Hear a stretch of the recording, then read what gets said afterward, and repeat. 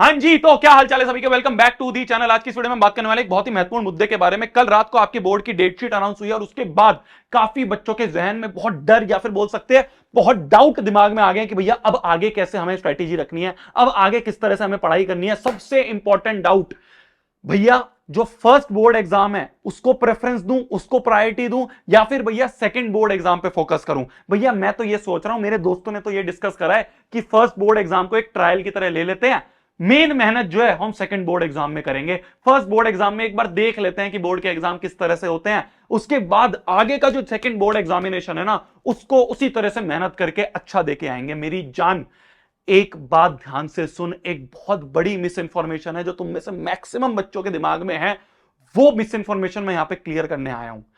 Miss information ये है कि जो पहला बोर्ड एग्जाम है, फर्स्ट बोर्ड एग्जाम, वो सेकंड बोर्ड एग्जाम जैसा नहीं है। इस बात को दिमाग से निकाल दो। Board 1 is not similar to board 2। क्या बोल रहे हो भैया, समझ नहीं आ रहा है। मैंने कहा सुन, फॉर क्लास 10 2026 बोर्ड्स, जो आपका फर्स्ट एग्जाम है, जो कि उन्होंने बोर्ड की टेंटेटिव डेट शीट में फरवरी से मार्च के बीच का बताया है, ये जो फर्स्ट एग्जाम है ये सीबीएसई ने मेन एग्जाम के नाम से बोला है। भैया कहां बोला है मेरी जान, देख ये जो डेट शीट आई है, कहां है तेरी डेट शीट। ये डेट शीट जो है, इस डेट शीट में ध्यान से देख क्या लिखा हुआ है, main examination for class 10th and 12th। ध्यान से देख क्या लिखा हुआ है, मेन एग्जामिनेशन। भैया इसका मतलब क्या है, देख ध्यान से सुनियो। जो फर्स्ट एग्जाम है उसको बोर्ड वालों ने मेन एग्जाम बोला है और ये कंपलसरी फॉर ऑल स्टूडेंट्स है, ये हर एक बच्चे को देना ही देना है। और जो सेकंड एग्जाम है, जो कि मई में इन्होंने बताया है डेट शीट में, जो सेकंड एग्जाम है वो एक तरह का ऑप्शनल है बच्चों के लिए। और मजे की बात, इंपॉर्टेंट बात, ये ऑप्शनल एग्जाम जो है ये तुम सारे सब्जेक्ट्स का नहीं दे सकते, मैक्सिमम 3 सब्जेक्ट्स का दे सकते हो, out of math, science, SST and language. ये सबसे मेन इंपॉर्टेंट बात है जो तुम्हें समझनी है। बोर्ड 1 और बोर्ड 2 सेम नहीं है। भैया आप ये कैसे बोल रहे हो, ये तो कहीं लिखा ही नहीं है मेरी जान। जो पहले एक सर्कुलर आया था, 2 बोर्ड एग्जाम का एक नोटिफिकेशन सर्कुलर आया था 25/6/2025 को, इस वाले सर्कुलर में क्लियरली ये बातें लिखी हैं, क्लियरली ये बातें लिखी हैं। देख यहां पे ध्यान से देखियो, ध्यान से देखियो क्या लिखा हुआ है। It is mandatory for all students to appear in the first board examination. पहले बोर्ड एग्जामिनेशन में हर एक बच्चे का अटेम्प्ट करना मैंडेटरी है। फिर सारे पास और eligible students will be allowed to improve their performance in any of the 3 subjects out of science, math, social science and language. तो पहला बोर्ड एग्जाम और दूसरा बोर्ड एग्जाम सिमिलर नहीं है। पहला तो देना ही देना है, पहला तो देना ही देना है, हर एक पेपर उसमें देना ही देना है। पर अगर उस पहले बोर्ड एग्जाम में किसी कारणवश कोई सब्जेक्ट का एग्जाम तुम्हारा अच्छा नहीं गया, तो उस सब्जेक्ट को उठा के तुम सेकेंड बोर्ड एग्जामिनेशन में वापस से रीअपियर कर सकते हो। ये है बोर्ड 1 और बोर्ड 2। ये जो मिस इंफॉर्मेशन है इसको दिमाग से निकाल दो। वो सिर्फ और सिर्फ ऑप्शनल एग्जाम है। जो सेकेंड एग्जाम है ये ऑप्शनल है बच्चों के लिए। इसमें सिर्फ तुम एनी ऑफ द 3 सब्जेक्ट्स, इन सब में से जो तुम्हारे मेन सब्जेक्ट्स है ना, मैथ, साइंस, एसएसटी, लैंग्वेज, इनमें से कोई भी 3 एग्जाम जो तुम्हें ऐसे लगे कि भैया मैंने तो भैया यहां पे ना, जैसे मान लो भैया मेरा एसएसटी का एग्जाम था, एसएसटी का एग्जाम मेरा फरवरी वाले अटेम्प्ट में सही नहीं गया, तो मैं उस एसएसटी के एग्जाम को इस सेकेंड एग्जामिनेशन में दे सकता हूं, अपना स्कोर इंप्रूव कर सकता हूं, और वो वाले नंबर जो इंप्रूव नंबर होंगे, दोनों में से जो बेस्ट नंबर होंगे, वो मेरी फाइनल जो आपकी मार्कशीट है उसमें लिखे जाएंगे। क्या मेरी बात क्लियर हुई? तो फर्स्ट बोर्ड एग्जामिनेशन और सेकेंड बोर्ड एग्जामिनेशन सेम नहीं है, ये बात को दिमाग से निकाल दो। पहला पॉइंट। दूसरा पॉइंट कि भैया कौन से बोर्ड एग्जामिनेशन पे फोकस करें। अब तुम्हें आंसर क्लियर हो गया है, बट फिर भी मैं एक चीज तुम्हारे दिमाग में, एक एग्जांपल, एक रियल लाइफ एग्जांपल तुम सबके दिमाग में डालना चाहता हूं। ध्यान से सुनना। जिस सिचुएशन पे आज तुम हो, सेम सिचुएशन पे, बिल्कुल सिमिलर सिचुएशन पे मैं भी था। भैया कैसे थे आप मेरी जान? जब मैंने जेई मेंस का एग्जाम दिया था ना 2019 में, उस समय एनटीए ने बिल्कुल सिमिलर टाइप की चीज निकाली थी। एनटीए ने बोला था कि तुम जेई मेंस का एग्जाम 2 बार दे सकते हो। एक जनवरी में दे सकते हो और एक तुम अप्रैल में दे सकते हो। ध्यान से सुनिए मेरी जान, मैं बहुत इंपॉर्टेंट चीज बता रहा हूं, ध्यान से सुनता रहियो, मैच्योर चीज बता रहा हूं। तो एनटीए ने बोला कि जेई मेंस का एग्जाम तुम एक जनवरी में दे सकते हो, एक अप्रैल में दे सकते हो। हम बच्चों में बहुत खुशी आई, हमने कहा बहुत बढ़िया, जनवरी का जो एग्जाम है ना उसको तो एक ट्रायल की तरह लेंगे, उसमें सीख लेंगे कि कैसे होता है वो जेई का एग्जाम, फिर उसके बाद असली मेहनत जो है वो करेंगे हम सेकेंड अटेम्प्ट के लिए। हमारे मास्टरों ने एक चीज बताई हमें, उन्होंने कहा कि सुनो मेरी बात, जो तुम्हारा पहला अटेम्प्ट है ना, फर्स्ट अटेम्प्ट, उसी में अपना 100% दे के आना, सेकंड के भरोसे मत बैठना, फर्स्ट में ही अपना मैक्सिमम दो, फर्स्ट को ही अपना मेन एग्जाम मान के दे के खत्म करो, टेंशन हटाओ। तुम कहोगे भैया क्या रीजन है, क्यों ऐसा बोला? सुनो, दो रीजन थे। पहला रीजन उन्होंने ये बोला था, जो कि यहां पे भी वैलिड है, ध्यान से सुनना। पहला रीजन उन्होंने ये बोला कि तुमने फर्स्ट एग्जामिनेशन मान लो ऐसे ही बिना तैयारी के दे दिया और तुमने सोचा सेकंड एग्जामिनेशन की अच्छे से तैयारी करूंगा। मान लो किसी कारणवश, फ्यूचर का किसी को नहीं पता है, भगवान ना करे तुम्हारी तबीयत खराब हो जाए या कुछ हो जाए, कुछ भी XYZ कोई भी प्रॉब्लम आ जाए और तुम सेकंड एग्जामिनेशन की तैयारी ना कर पाओ, या सेकंड एग्जामिनेशन के एग्जाम के दिन पे तुम्हारे साथ कुछ हो जाए, भगवान ना करे कुछ हो जाए और तुम ना दे पाओ, पहला चांस भी गया, दूसरा चांस भी गया। तो इसलिए फर्स्ट एग्जामिनेशन को मेन प्रायोरिटी दो, ये पहला रीजन था। अब बताता हूं मैं तुम्हें थोड़ा दूसरा, थोड़ा मैच्योर रीजन, ध्यान से सुनियो, ध्यान से सुनियो, समझ में आएगी चीज। मान लो एक बच्चा है स्टूडेंट ए, उसने कहा मैं जनवरी का अटेम्प्ट भी दूंगा, मैं अप्रैल का अटेम्प्ट भी दूंगा, पर मैं मेन फोकस अप्रैल के अटेम्प्ट पे रखूंगा, जनवरी का अटेम्प्ट मैं सिर्फ टाइम पास के लिए दे दूंगा, सिर्फ ट्रायल के लिए दे दूंगा।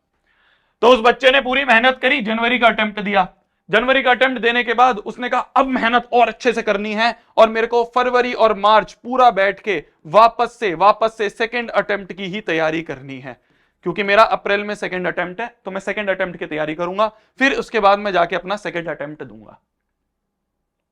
ठीक है, जेई मेंस के बाद क्या होता है? जेई एडवांस होता है। तो अगर स्टूडेंट ए का केस लें, जिसने सेकंड वाले अटेम्प्ट को मेन अटेम्प्ट माना और उसने जनवरी के बाद फरवरी मार्च पूरा सेकंड अटेम्प्ट की ही तैयारी करी, सेकंड अटेम्प्ट की ही तैयारी करी, उसके पास जेई एडवांस के लिए कितना टाइम बचा? मोटा मोटा रफली अबाउट 1 मंथ बचा, पूरा भी नहीं था, रफली अबाउट 1 मंथ उसके पास बचा जेई एडवांस के लिए, क्योंकि जेई एडवांस का एग्जाम होता है मई में। ध्यान से सुनते रहिए, तुम कहोगे भैया कैसे रिलेटेड है, अभी बताऊंगा। मान लो एक स्टूडेंट भी है, उसने अपने मास्टर की बात सुनी, उसने कहा कि ठीक है जी, मैं अपना सारा का सारा फोकस जो है जनवरी वाले अटेम्प्ट पे करूंगा। उसने मेहनत करके जनवरी वाला अटेम्प्ट बहुत अच्छे से दिया, अपना 100% दिया, टेंशन फ्री हो गया। अब उसने कहा सेकेंड अटेम्प्ट दे तो दूंगा, जाके दे दूंगा, पर ये जो टाइम है ना, ये जो टाइम है ये वाला, ये सारे फरवरी मार्च और अप्रैल, ये तीनों महीने उठा के मैं जेई एडवांस की ही तैयारी करूंगा। और जेई एडवांस की 3 महीने तैयारी करने के बाद, कितना? 3 मंथ तैयारी करने के बाद फिर उसके बाद मैं अपना जेई एडवांस का पेपर दूंगा। स्टूडेंट ए के पास कितना टाइम था एडवांस के लिए? 1 महीना। स्टूडेंट बी के पास कितना निकला टाइम? 3 महीना जेई एडवांस के लिए, क्योंकि उसने कहा कि अपना मैक्सिमम मैं इसी फर्स्ट अटेम्प्ट में दे दूंगा, सेकेंड अटेम्प्ट दे दूंगा, ऑप्शनल है, जाके दे लेंगे, क्या पता अच्छा ही हो जाए। पर इसकी इतनी ज्यादा तैयारी नहीं करी, तैयारी उसने मैच्योर थिंकिंग रख के, जो मेन चीज है, जो अगली चीज है, जो अगली इंपॉर्टेंट पड़ाव है, उस पर फोकस रख के तैयारी करी। तुम कहोगे भैया कैसे रिलेटेड है ये हमसे? आ जाओ तुम्हारे केस पे, योर केस 10th बोर्ड 2026, ध्यान से देखना, 2026 का बोर्ड का एग्जाम। मान लो एक स्टूडेंट ए है, उसने कहा कि भैया जो पहला बोर्ड का एग्जाम है उसको तो मैं ट्रायल की तरह लूंगा, इसमें से कुछ 2-3 एग्जाम मेरे अच्छे नहीं भी गए, मान लो मैंने 2-3 एग्जाम ऐसे कर भी दिए, तो कोई बात नहीं, वो 2-3 एग्जाम के पेपर में मई वाले अटेम्प्ट को ज्यादा फोकस रख के करूंगा। तो उसने बोर्ड का एग्जाम दिया, बोर्ड का एग्जाम देने के बाद उसको पता ही था 2-3 एग्जाम उसके अच्छे नहीं जाएंगे, मैथ्स और साइंस मान लो उसकी अच्छी नहीं थी, उसने उस पर काम ही नहीं करा और बिना काम करे उसने पहला एग्जाम दे दिया था। फिर उसने सोचा अप्रैल पे मैं मैथ्स और साइंस की अच्छी तैयारी करूंगा और अप्रैल मई में, मार्च अप्रैल मई में अच्छे से तैयारी करने के बाद यहां पे भी मैं अपने सेकेंड अटेम्प्ट की तैयारी करके सेकेंड एग्जाम दूंगा। सेकेंड एग्जाम देने के बाद मैं अपना जून में रिजल्ट का वेट करूंगा और रिजल्ट देने के बाद जुलाई ऑनवर्ड्स मैं अपनी 11th की तैयारी करूंगा। 11th की तैयारी हलवा मान रहे हो तुम? 11th की तैयारी हलवा मान रहे हो तुम? 11th में क्या ऐसे निकल जाएगा जैसे 10th में निकल रहा है, जैसे 9th में निकल रहा है? बताओ।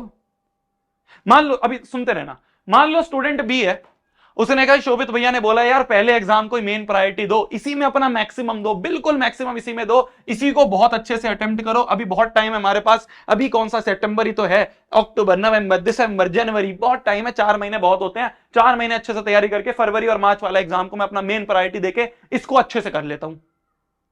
और इसके बाद क्योंकि ये चीज क्लियरली सर्कुलर में लिखी है, ये जो सर्कुलर जो है ये मैं सर्कुलर तुम्हारे सामने यहां पे लिख दे दूंगा, यहां पे क्लियरली इस चीज को लिखा है, ध्यान से देखना, क्लियरली यहां पे लिखा है कि result performance of main examination will be available in DigiLocker, this could be used for admission to class 12th class 11th if student does not wish to appear in second exam, कि अगर कोई बच्चा second exam नहीं देना चाहता है तो अपनी 11th की तैयारी शुरू कर दे, उसका रिजल्ट मिल जाएगा और उसके बेसिस पे उसको 11th में एडमिशन मिल जाएगा। तो उसने क्या करा, ये एग्जाम देके इसका रिजल्ट के बेसिस पे 11th में एडमिशन ले लिया और उसने अप्रैल से लेके ऑनवर्ड्स अपने 11th की तैयारी शुरू कर दी।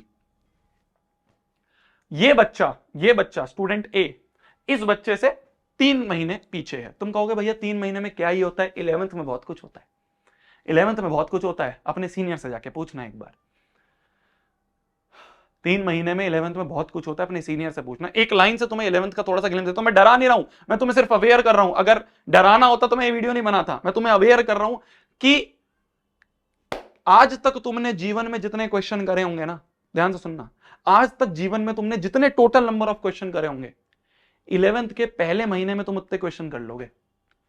इस लाइन से तुम अंदाजा ले लो 11th कितनी इंपॉर्टेंट क्लास है। कुछ बच्चे तो ऐसे भी होंगे जो जेई नीट वगैरह की भी तैयारी करेंगे।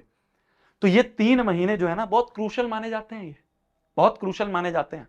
मैं एक और एग्जांपल लेता हूं तुम्हारे सामने, मैं एक और एग्जांपल लेता हूं। जब मैं कोटा में था तो मैंने अप्रैल में ज्वाइन कर लिया था और हमारा जो सिलेबस है वो दिसंबर में फिनिश हो गया था, दिसंबर में हमारा सिलेबस फिनिश हो गया था। काफी ऐसे बच्चे थे जिन्होंने जुलाई में आके या जून में आके उनको लगा कि अब मैं जून जुलाई में उनको लगा कि भाई कोटा आना चाहिए, तो उन बच्चों का भी सिलेबस जो है वो दिसंबर में फिनिश हो गया था। अब तुम सोच लो ये बच्चे कितनी ज्यादा मुश्किलों के साथ अपने सिलेबस को जल्दी जल्दी भगा भगा के कंप्लीट करके लाए होंगे, क्योंकि एंड एक ही टाइम पे होना है, एंड दोनों का एक ही टाइम पे होना है। तो तुम सोच लो कि यहां पे ये जो गैप मिला है इन बच्चों को, ये जो गैप मिला है इससे इनको कितना आराम मिला होगा, कितने आराम से इन्होंने सिलेबस करा होगा और चीजों को समझा होगा। क्या मेरी बात समझ में आ रही है? मैं तुम्हारे सामने सिर्फ अपना ओपिनियन दे रहा हूं, मैं ऐसा नहीं कह रहा हूं कि तुम कौन सा सेलेक्ट करो, मैंने तुम्हारे सामने सिर्फ ओपिनियन दिया है। अब तुम्हें जो सही लग रहा है वो तुम कर सकते हो। मैंने अपना ओपिनियन तुम्हें दे दिया है कि मेरी जान स्टूडेंट ए मत बनना, जून जुलाई तक की ज्यादा वेट नहीं करनी हमें। हम ये सोचे जून, क्योंकि तुम कहोगे भैया यहां भी तो तुम पैरेलली भैया 11 चला सकते हो, यहां भी पैरेलली 11 चलती रहेगी, बस सेकंड अटेम्प्ट की मैं तैयारी करता रहूंगा। दो नाव पे पैर मत रखो, दो नाव पे पैर रखते हो तो कुछ नहीं होता। क्या मेरी बात समझ में आ रही है? स्टूडेंट बी बनने की कोशिश करना। पहला अटेम्प्ट जो है तुम्हारा फरवरी अटेम्प्ट, इसी को मेन अटेम्प्ट मानना है। जब सीबीएसई ने इसको मेन नाम दे दिया तो तुम क्यों परेशान हो रहे हो? इसी को अपना मानो, ये अटेम्प्ट के बारे में ज्यादा सोचो मत। मान लो भगवान ना करे किसी कारणवश 1-2 सब्जेक्ट में कोई दिक्कत आ जाए तो वो 1-2 सब्जेक्ट तुम री अटेम्प्ट कर लेना सेकंड एग्जामिनेशन में, बट दे के फ्री हो, आगे की फ्यूचर की तैयारी करो। 11th एक बहुत बड़ा पहाड़ है जो तुम्हारे सामने आने वाला है। अभी तुम नहीं मानोगे इस बात को, मैं समझ रहा हूं, सीनियर से पूछ लो अपने, थोड़ा शायद कन्विंस हो जाओ, या जब तुम 11th में आओगे जब खुद समझ में आएगा कि 11th कितना बड़ा पहाड़ है। 10th 9th तो छोटे छोटे पत्थर है। ये मैच्योर मैंने तुम्हें एज अ बड़ा भाई गाइडेंस दी है, अगर समझ पाओ तो ठीक है। ये मेरा टेक था, ये मेरा ओपिनियन था कि भैया फाइनल जो है हम अपना मेन मानेंगे, टारगेट करेंगे अपने फरवरी वाले बोर्ड एग्जाम को। अगर तुम फरवरी वाले बोर्ड एग्जाम को मेन एग्जाम मान के इसको टारगेट कर रहे हो तो अब मेरा इनपुट सुन लो, फरवरी में तुम्हारा बोर्ड का एग्जाम है, ठीक है, फरवरी तुम्हारे बोर्ड का एग्जाम है। दिसंबर तक अपना सिलेबस कंप्लीट कर लो, दिसंबर तक अपना सिलेबस कंप्लीट कर लो, जिससे कि इस जनवरी वाले टाइम में तुम अपना revision plus sample question papers कर पाओ। ये 3 महीने हैं तुम्हारे पास अभी, ठीक है। अलार्म बज चुका है, घंटी बज चुकी है, ध्यान से अब फोकस करके मेहनत करना शुरू कर दो। इन 3 महीने में अपना सिलेबस कंप्लीट कर दो। कैसे सिलेबस कंप्लीट करना है सब चीज तुम्हें पता है, वन शॉट लेक्चर्स, नोट्स, आरंभ बैच, सब चीज तुम्हें दे रखी है। फोकस करो, मेहनत करो। अलार्म बज चुका है, घंटी बज चुकी है, डेट शीट आ चुकी है। इन 3 महीने में मेहनत करो, फरवरी वाले बोर्ड एग्जाम को टारगेट करो, इस पे अपना मैक्सिमम देके आएंगे, बेस्ट देके आएंगे। ठीक है, क्या मेरी बात समझ में आ रही है? सैंपल क्वेश्चन पेपर्स करने बहुत जरूरी होते हैं, बहुत ज्यादा जरूरी होते हैं। मैं बहुत भी नहीं बोलूंगा, बहुत ज्यादा जरूरी होते हैं बोलूंगा। पिछली वीडियो जो कल वाली वीडियो थी उसमें भी मैंने बताया, इस वाली वीडियो में मैं रिपीट करके आपको बताता हूं। लेके रख लो, साथ साथ में अटेम्प्ट करते रहा करो, क्वेश्चंस देखते रहा करो, देखते रहा करो कि किस तरह से बोर्ड एग्जाम आते हैं। जब सामने बुक रखी होगी ना तो दिखेगा, जब ये सामने यहाँ पे बुक रखी होगी ना, तुम्हारे सामने ऐसे टेबल पे बुक रखी होगी, तो तुम्हारा मन करेगा कि एक बार देख लेता हूं कि अच्छा यार किस तरह के क्वेश्चन है, किस तरह के क्वेश्चन है, तुम्हारा मन करेगा देखने का। और जब देखोगे, देखने के बाद ऐसा लगेगा कि यार तैयारी थोड़ी सी कम है, और मेहनत करोगे। ठीक है, बहुत सारे सैंपल पेपर्स हैं, मैं फिर बोला तुम्हें, मैंने जितना देखा है बाकी सारे सैंपल पेपर स्टडी करे हैं, मेरे लिए जो बेस्ट है, जो मेरे को लगते हैं, वो है ओसवाल बुक्स के। तुम इनको ले सकते हो, चाहे अमेजोन से लो, फ्लिपकार्ट से लो, आसपास वाली तुम्हारी स्टेशनरी है वहां से ले सकते हो, जहां से मन करे लो, और उसको करना जरूर। ठीक है मेरी जान, करना जरूर। मेहनत का टाइम आ गया है, मैंने अपना ओपिनियन बता दिया है, क्या ओपिनियन है। दोनों बोर्ड एग्जाम की जो कंफ्यूजन थी वो क्लियर कर दिया है। तब तक के लिए भाई पढ़ना है, फोड़ना है, कहर मचा देना, आग लगा देनी है। मिलते हैं इसी तरह की और वीडियो में। मेरी तरफ से क्या चाहिए तुम बताओ, शोभित भैया तुम्हारे साथ हैं 24/7। जो भी चीज चाहिए वो नीचे कमेंट सेक्शन में बताओ। तब तक के लिए भाई पढ़ना है, फोड़ना है, कहर मचा देनी, आग लगा देनी। खाना खा लो आप भी, मैं भी खाना खा लेता हूँ। Bye bye, good night, bye.